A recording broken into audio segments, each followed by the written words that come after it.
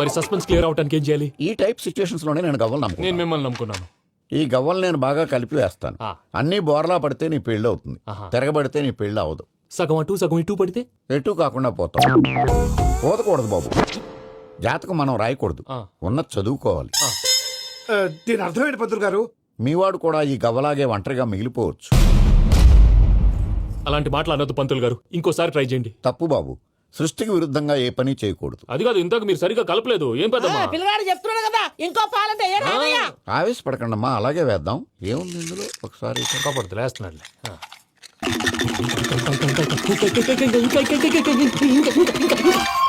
నువ్వు కల్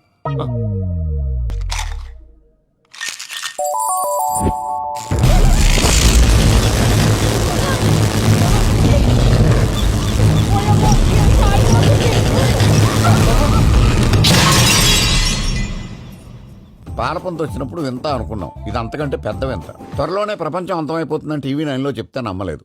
ఈ పరిణామాలన్నీ చూస్తుంటే నమ్మాల్సి వస్తుంది వెంకటరమణ.